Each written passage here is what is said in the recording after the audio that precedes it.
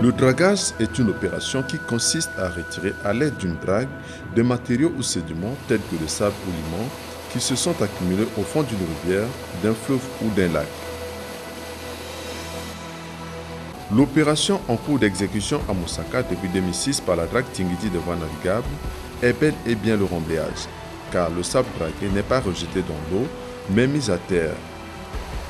L'objectif final étant bien sûr d'élever le niveau de cette localité pour qu'elle ne soit plus inondée par les crues cycliques d'octobre à décembre. En République du Congo, les opérations de dragage et de remblayage sont parmi les missions principales de la société inter-État dénommée le Groupement d'intérêt économique pour le service commun d'entretien des voies navigables, GIESVN en sigle. Il s'agit d'une société congolo-centrafricaine spécialisée dans l'entretien des voies navigables en commun entre la République du Congo et la République centrafricaine. Au Congo, le dragage peut être également utilisé pour rehausser à l'aide des déblais des zones basses ou marécageuses d'une localité. C'est le cas du chantier de la ville de Moussaka dans le département de la Cuvette. Ce chantier consiste à surélever le niveau de la ville pour qu'elle ne soit plus inondée par les crues. Toute opération de dragage commence toujours par la reconnaissance du fond de la zone de travail et de la zone de remblement. C'est ce qu'on appelle le levé hydrographique avant dragage. La première étape, c'est du travail de sondage. Ça fait partie des travaux et de la mission de la brigade hydrographique qui va faire des relevés complets de la zone dans laquelle on va travailler. Je ne pourrais pas me passer d'une brigade hydro. Je ne peux pas, parce que je n'ai pas les moyens, ni l'appareillage nécessaire, moi personnellement au niveau de la drague, pour effectuer tous ces relevés. Je ne les ai pas. Donc la brigade hydro est absolument indispensable. Ici, sur ce chantier de Moussaka, il s'agit de fournir du sable qui se trouve dans l'eau. L'hydrographe a cette spécificité d'aller explorer, grâce aux appareils dont il dispose, le fond pour savoir où se trouve le sable, donc le localiser et le quantifier pour pérenniser éventuellement le site. Après s'être rendu compte de la quantité de sédiments disponibles dans la zone à draguer, la brigade hydrographique procède par la suite au mouillage de bouées. Dans un chantier de dragage ou de remblayage, il y a toujours deux types de bouées. Les bouées sont identiques certes, mais chacune d'elles a un rôle bien précis. Les deux bouées qui viennent d'être mouillées ont chacune son rôle. La première bouée, qui se trouve du côté des roseaux là-bas, c'est la bouée de positionnement de la drague, là où va commencer la drague, là où elle va mettre son cutter. La deuxième bouée qui se trouve côté village, c'est une bouée de limite. Nous avons vu que l'ouvrage va être construit sur la berge. Nous avons donc pris des précautions pour que la drague n'approche pas trop la berge, pour ne pas avoir des problèmes d'affouillement de la berge. Les bouées de délimitation ici jouent un rôle de garde-fou ou de barrière, car pendant le dragage, la drague ne peut aller pêcher le sable hors de la zone circonscrite. Pour cibler l'opération de drague, nous mouillons des bouées avant l'opération de dragage par rapport à la situation de l'année dernière. Les bouées ainsi mouillées, on peut alors assister au positionnement de la drague. C'est une drague stationnaire, donc elle n'est pas automotrice. Ça veut dire qu'elle n'a pas de propulsion, la drague. Pour se stabiliser sur le site, elle mouille des ancres. Et c'est l'opération qui est en train de se faire. Là, vous avez vu qu'il y a du courant.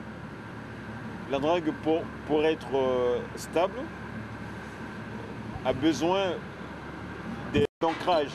Donc là, ils sont en train de mouiller des ancres pour que la drague ne soit pas entraînée par le courant. Voilà. Et c'est cette opération qui est souvent délicate, qui nécessite le charpentier, que nous avons heureusement. Vous voyez, c'est presque 900 kg, les ancres, presque une tonne.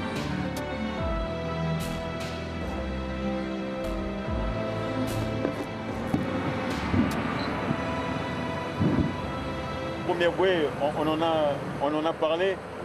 C'est pour que la drague sache où elle va se mettre. Là, elle s'est mise au milieu parce qu'elle va balayer cet espace.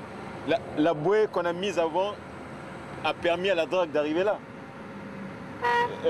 Sinon, elle n'allait pas arriver à l'endroit. Elle pouvait aller jusque là-bas ou là-bas. Donc ces bouées-là, les premières qu'on a mouillées, ont permis à la drague de savoir où elle va commencer son travail. Voilà. Tandis que celle qui vient d'être mouillée, c'est un, pour la stabilisation de la drague, comme j'en ai parlé, et deux, cette bouée, c'est une bouée d'encre. L'autre, c'est une bouée de localisation, enfin de positionnement, mais ça, c'est une bouée d'encre. Ça permet de savoir où est l'encre. Voilà. C'est pour localiser l'encre, pour ne pas la perdre, pour que le capitaine sache aussi que par rapport à tel endroit, je dois m'arrêter parce que l'encre est déjà proche. Voilà. Donc, ceux qui sont en train d'être mouillés en ce moment, c'est des bouées d'encre. Tandis que ceux qu'on avait mouillés avant, c'était des bouées de positionnement de la drague. Qu'on peut maintenant enlever. Hein. Si on veut, on peut enlever. Mais on préfère les garder. Mais maintenant que la drague est positionnée, on peut les enlever. Bon, sauf celle là-bas qui est une bouée d'orientation ou de délimitation de la zone. Bien que la drague eût été stationnée dans la zone de travail, la présence de la brigade hydrographique demeure toujours utile tout au long du chantier.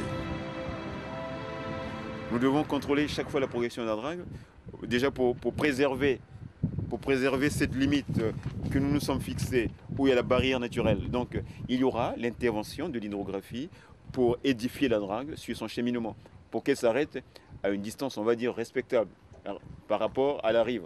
Voilà. Mais le rôle hydrographique ne s'arrête pas, puisqu'il y aura des contrôles de zones draguées pour savoir s'il y a encore du sédiment.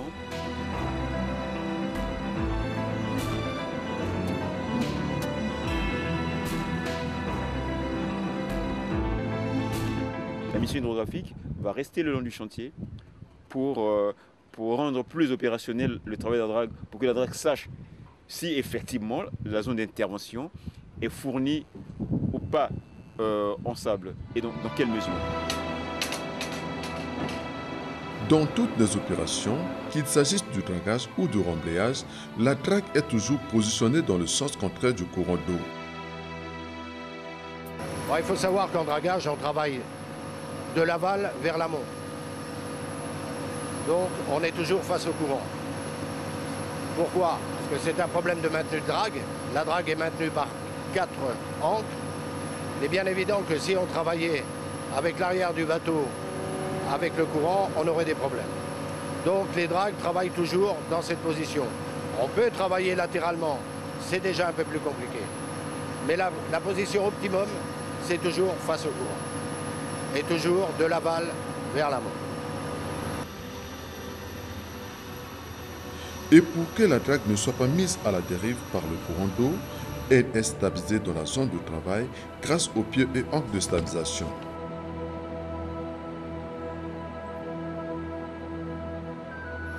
Alors comme c'est une drague stationnaire, elle est positionnée par 4 ancres. Bâbord avant, bâbord arrière, tribord avant, tribord arrière. Ensuite, le dragueur va papillonner, c'est-à-dire il va travailler avec ses treuils. Treuil bâbord, il va venir sur bâbord, treuil tribord, il va venir sur tribord. Donc il va papillonner dans la zone qui a été prédéfinie par les hydrographes. Donc actuellement, ici, on papillonne sur pratiquement 200 mètres. Actuellement, hein. On a le treuil des Lindes qui est en fonctionnement. C'est lui qui sert à monter et à redescendre les Lindes. Les Lindes qui est actuellement dans l'eau, devant nous. Bon, sur la gauche et la droite de ce treuil des Lindes, vous avez les treuils de papillonnage, on en a parlé tout à l'heure. Ce sont les treuils qui vont servir à déplacer la drague vers la gauche et vers la droite. Alors il faut savoir que lorsque le treuil gauche bâbord mouline, le treuil droit est synchronisé, c'est-à-dire lui donne du mou. C'est automatique, hein. C'est automatique. Lui il prend le mou, lui il rend le mou. Pour tribord, exactement la même opération. Tribord va prendre le mou, lui il va donner du mou. C'est synchronisé, hein.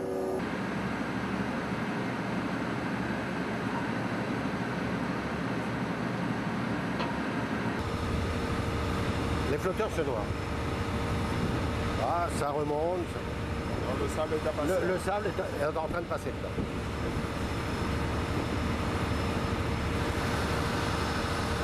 Et ça, c'est un excellent repère pour le dragueur. Il sait qu'il charge bien. Et en fonction du taux de remplissage qu'il y a dans le conduit, si on voit que le jet à l'extrémité de la conduite commence à diminuer, on remonte un peu pour mettre de l'eau. Il faut pousser le sable. Il faut le pousser sur 1200 mètres, le sable. C'est très important.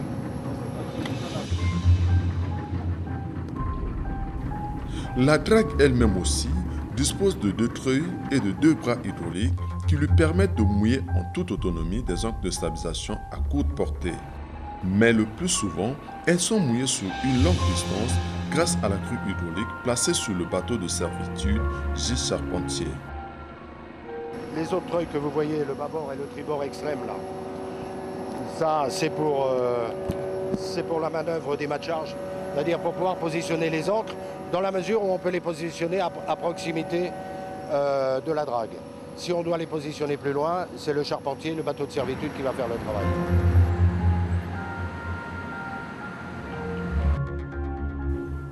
Après avoir positionné la drague et mouillé les bouées de stabilisation, la seconde étape de l'opération est bel et bien celle liée à la connexion des conduites flottantes. La connexion des conduites se fait en 2 phases ou 2 temps. La première phase concerne la connexion des conduites flottantes. Cette opération se passe entièrement dans l'eau. Les risques d'accident et de noyade ici sont permanents. Le port de gilet de sauvetage dans ce genre d'opération est obligatoire, mais certains travailleurs font confiance en eux-mêmes et refusent d'en porter.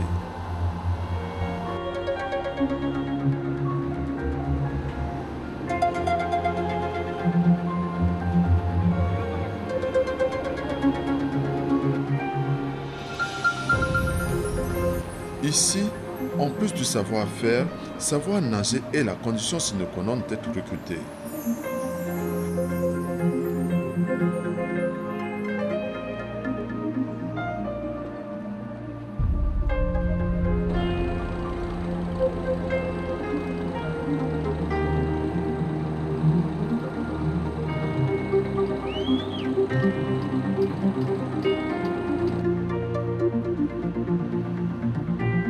Qu'il s'agisse de la connexion des conduites flottantes ou terrestres, l'opération est toujours dirigée par le chef dragueur, mais sous la supervision du chef de mission dragage lui-même.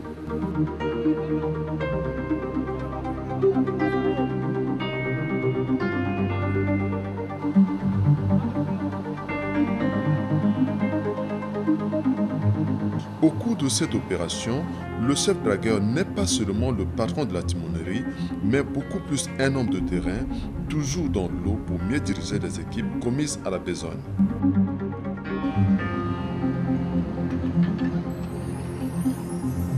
L'opération est méticuleuse, car il faut bien placer les boulons, bien serrer les écrous pour ne pas qu'il y ait de perte de matériaux au moment du pompage.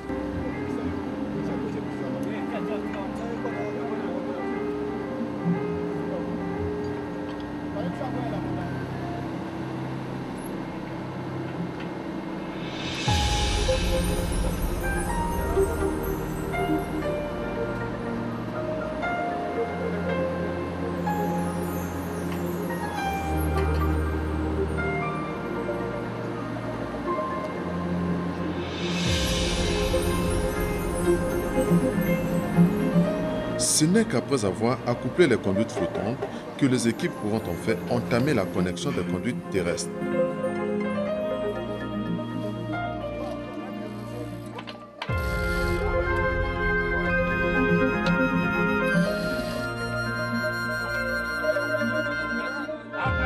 Qu'il s'agisse de la connexion des conduites flottantes ou terrestres, ces opérations ont pour dénominateur commun le risque d'accident. On ne fait pas un travail de bureaucrate. Ici, c'est un travail où le risque est permanent, où le danger est permanent. On a vu l'année dernière, on a eu un accident grave. Et on est obligé d'être très vigilant. Donc les gens sont un petit peu, je ne veux pas dire sur les nerfs, mais ils sont obligés d'être très attentifs. Après avoir connecté toutes les conduites, on peut alors procéder à l'opération de dragage proprement dite. C'est la troisième étape.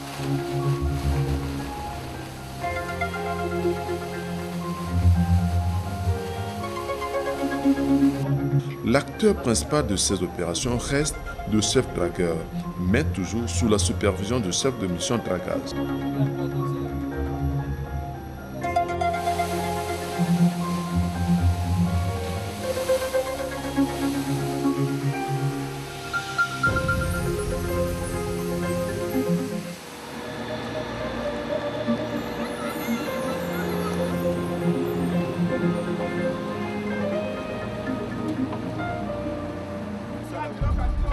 Chaque jour, à partir de 6 heures, les équipes s'activent, se mobilisent. Certains prennent déjà leur petit déjeuner avant de quitter la base vie pour le chantier.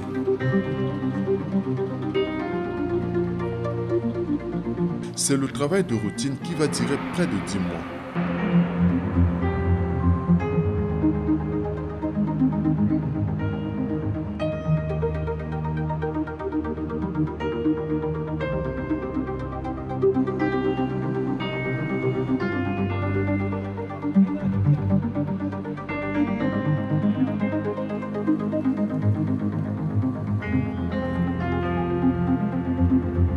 Le dragage ici s'effectue de façon méthodique.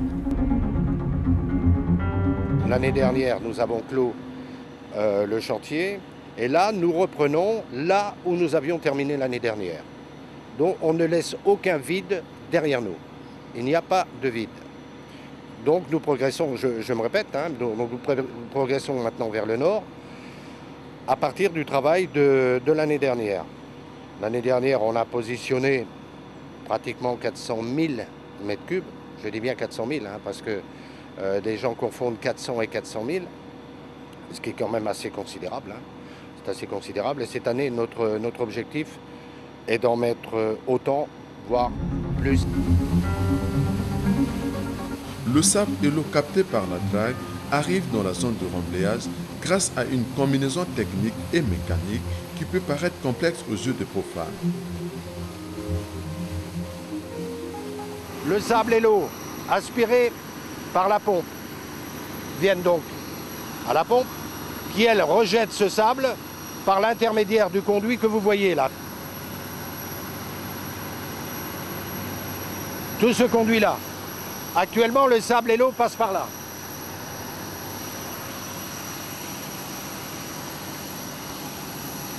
Ensuite, par l'intermédiaire de 2 coudes, on vient s'accoupler à la conduite flottante. La conduite flottante est composée donc de tuyaux métalliques. C'est des tuyaux de diamètre de 550. Et pour permettre la flottabilité de ces tuyaux, on positionne des flotteurs. Actuellement, on voit des flotteurs nouveaux modèles que l'on vient de recevoir, les flotteurs orange, qui vont remplacer les flotteurs jaunes. Ça permet donc aux tuyaux de flotter. Qui sont de meilleure facture en définitive, qui nous paraissent de meilleure facture. Bon, si on continue la progression, conduite flottante qui va s'accoupler à la rive, à la conduite terrestre. Donc on voit bien les flotteurs jaunes. Et là, c'est le début de la conduite terrestre,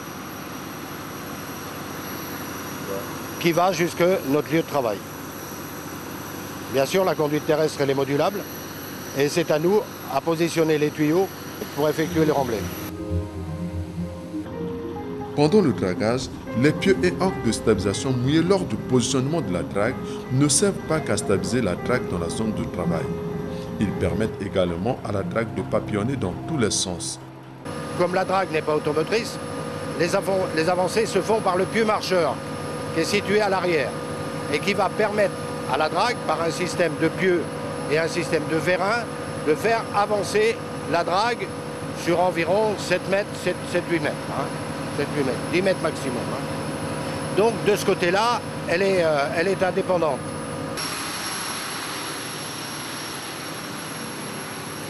Donc ici, 2 pieux. Le pieu de stabilisation, ce pieu sert à quoi? Il sert à stabiliser la drague il est descendu, donc il sert à stabiliser la drague, et ça permet à la drague de pouvoir papillonner, c'est-à-dire de venir sur bâbord et tribord. Avec comme pivot le pieu arrière, le pieu de stabilisation. Ça lui permet de papillonner. Elle marche sur ce pivot. Elle fonctionne sur ce pivot. Elle papillonne. Ça empêche la drague de descendre. Hein? Elle est stabilisée par le pieu de stabilisateur. Alors lui, il est actionné par vérin et câble. On monte, on descend. Tout simplement, commandé de la passerelle. Tout ça, c'est commandé de la passerelle. Tout par le capitaine. Pratiquement tout est commandé par le capitaine. Deuxième pieu. Tout à l'heure, nous avons parlé du pieu marcheur. Alors le pieu marcheur, à quoi il sert? Actuellement, il est en position relevée. Si la drague doit avancer, le pieu marcheur est en position avant, il va descendre son pieu et ensuite, par un système de vérin, il va pousser avec le vérin et il va faire avancer la drague. Le pieu étant en bas, il va pousser, la drague va avancer. Elle va avancer de cette longueur. J'ai déterminé à peu près 7 mètres, 7-8 mètres. C'est exactement la distance de papillonnage. Tout ça, ça n'a pas été fait au hasard. Hein. C'est la distance de papillonnage. Automatiquement, il va faire avancer la drague. Ce pieu-là sera remonté. Et lui, il va faire avancer la drague. Pendant le dragage, le chef dragueur placé du haut de la passerelle veille aux indications du tableau de bord. Pour les opérations de cette envergure, le chef dragueur doit avoir une parfaite lecture du pupitre de pilotage, car tout ce qui se passe dans l'eau est signalé à travers le tableau de bord. Nous avons 2 manettes. Le manette pour le lingue, pour le cutter, plus le manette pour les angles de papillonnage, bâbord et tribord. Si le sable est plein, là il est à 5 bars. L'aiguille est à 5 bars. Si le sable est plein, il redescend maintenant, il descend vers le 0. Si c'est pas plein, il est toujours à 5 bars en haut ici. Là. Si c'est vide, vous le ressentez ici. Ça ne peut pas descendre ici. Là. Ça reste seulement là ou bien en haut ici. Là. Le grand travail, c'est avec le 4. C'est qui est en face de moi là. Celui qui est à côté là, c'est seulement on peut ralentir ou bien des déplacements de papillonnage. Le déplacer là, ça remonte. Le papillonner à droite, à gauche, il descend. Le lingue, on le soulève si c'est bouché. Ou si là-bas c'est plein. Ou il y a un défaut dans la salle à machine, nous soulevons, nous arrêtons, le travail est fini, on descend, on démarre. Si ce n'est pas bouché, si ce n'est pas plein, si dans la salle à machine, il n'y a pas de problème. On ne peut pas soulever le lingue, nous travaillons sans arrêt.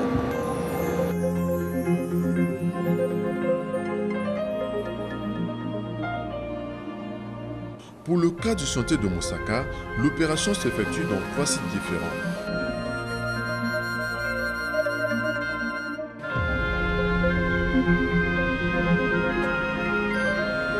On a 3 équipes.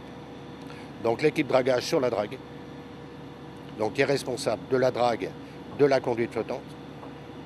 Elle est aidée par un bateau de servitude qui s'appelle le Charpentier, hein, avec un équipage également. Ça, c'est la partie drague. Eux, c'est leur travail.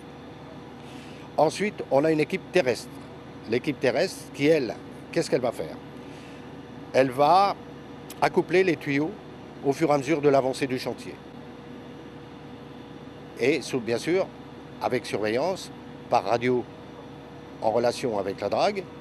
Ensuite, une 3e équipe, enfin ça c'est une équipe restreinte, qui est base, donc qui comprend bon, le capitaine du convoi, avec un soutier mécanicien.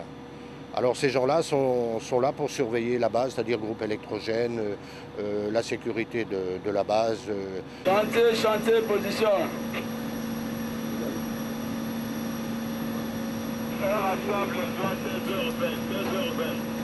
Ils sont en relation permanente par radio. Il faut savoir que le chef dragueur, il est aveugle là. Là, il est aveugle. Pourquoi? Il ne voit pas ce qui se passe sur le terrain. Donc il est piloté par son adjoint.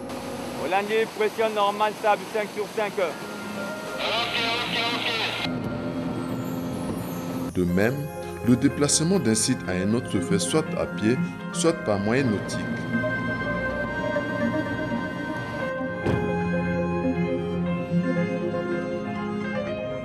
Le travail dans ce chantier s'exécute selon un programme bien établi. Pendant les 9 mois de campagne, le chef de mission veille au respect du programme. Chaque jour, il fait la ronde des différents sites de chantier.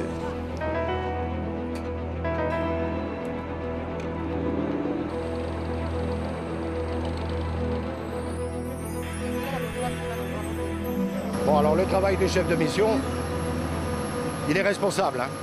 Donc je suis responsable de tout. Donc à moi de répartir ma présence sur les différents ateliers du chantier, c'est-à-dire la drague et la conduite. Comme j'ai affaire à du personnel qualifié, je n'ai pas de problème majeur.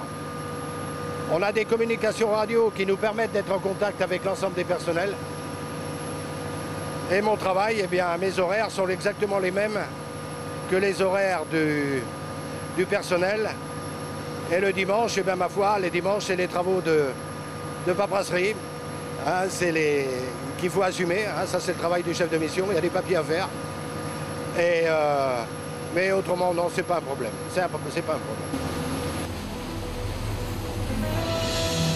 À la fin de chaque campagne, il revient encore à la brigade hydrographique de quantifier les matériaux déposés. C'est nous qui fournissons le sable. Pour mieux le vendre, il faut qu'on dise à l'acheteur combien on a fourni. Et ça, c'est un travail qu'il faut faire à terre. Là, on a déposé le sable, mais combien?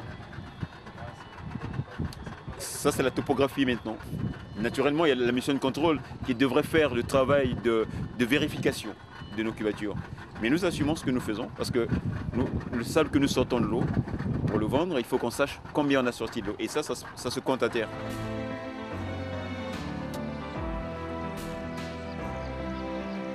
C'est donc grâce à la rigueur des différents chefs de mission qui se sont succédés que les voies navigables aujourd'hui, malgré l'engloutissement des habitations, restent la seule entreprise qui fait l'unanimité des populations de cette ville longtemps la part des inondations. Pour la petite histoire, Moussaka est une bourgade bâtie entièrement sur une île située au confluent de plusieurs cours d'eau du Nord Congo avec le fleuve Congo. Situation qu'il exposait depuis ses origines aux inondations cycliques d'octobre à décembre. Mais aujourd'hui, grâce au procédé de remblai hydraulique conçu par le gouvernement de la République, la ville est délivrée de l'emprise des eaux et fait bon vivre. Ce qui est sûr, c'est que cette transformation déjà de ce premier secteur, entre autres le quartier de Libellé, les générations futures ne se rendront même pas compte de ce qu'était la vie de leurs parents et encore moins de leurs grands-parents par rapport à ce qu'ils auront découvert. Ils ne pourront pas comprendre que leurs grands-parents se déplaçaient ou leurs frères se déplaçaient pour aller à l'école en pirogue alors que maintenant ils seront secs. Et à venir, bien sûr, l'électrification de l'île qui va se faire dans les prochaines campagnes. C'est très important.